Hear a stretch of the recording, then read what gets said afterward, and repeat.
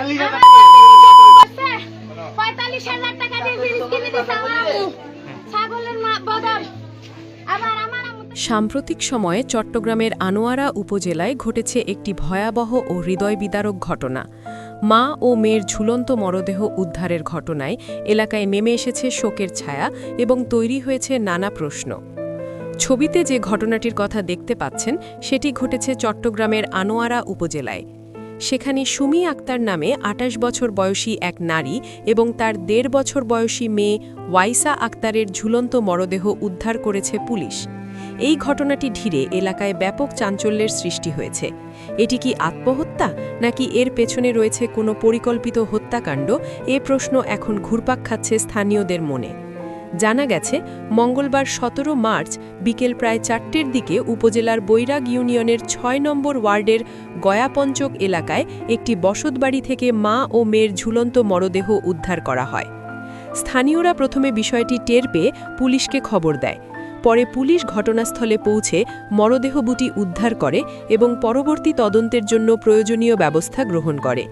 এই মর্মান্তিক ঘটনার পর নিহতের পরিবারের পক্ষ থেকে উঠেছে গুরুতর অভিযোগ। নিহত সুমি আক্তারের পরিবারের দাবি এটি কোনো আত্মহত্যা নয়, বরং একটি পরিকল্পিত হত্যাকাণ্ড। নিহতের বড় বোন এবং বোন জামাই গণমাধ্যমকে জানিয়েছেন, দীর্ঘদিন ধরে সুমি আক্তারকে যৌতুকের জন্য নির্যাতন করা হচ্ছিল। তাদের দাবি অনুযায়ী বিয়ের পর থেকেই বিভিন্ন অজুহাতে সুমির ওপর মানসিক ও শারীরিক নির্যাতন চালানো হতো। এমনকি বেশ কয়েকবার তাকে পরিবারের কাছে টাকা আনার জন্য চাপ দেওয়া হয়েছিল বলেও অভিযোগ করেছেন তারা। নিহতের বড় বোনের ভাষ্যমতে যৌতুকের চাপ এবং নির্যাতনের কারণেই শেষ পর্যন্ত এই মর্মান্তিক ঘটনা ঘটেছে। তবে ঘটনাটি আত্মহত্যা নাকি হত্যাকাণ্ড তা এখনও নিশ্চিত করে বলা যাচ্ছে না।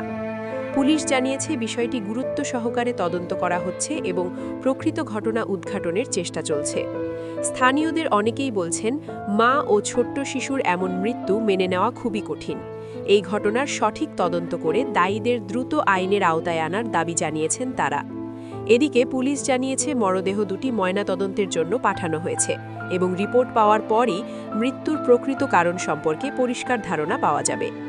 এই ঘটনার সত্যতা এবং এর পেছনের রহস্য উদ্ঘাটনে পুলিশ ইতিমধ্যে কাজ শুরু করেছে। একটি পরিবারে যৌতুকের মতো সামাজিক ব্যাধি কতটা ভয়াবহ পরিণতি ডেকে আনতে পারে, এই ঘটনাটি যেন আবারও সেই প্রশ্ন সামনে এনে দিয়েছে। এখন সবার অপেক্ষা তদন্ত শেষে প্রকৃত সত্য সামনে আসুক এবং যদি এটি সত্যিই হত্যাকাণ্ড হয়ে থাকে তবে দায়ীদের যেন কঠোর শাস্তি নিশ্চিত করা হয়।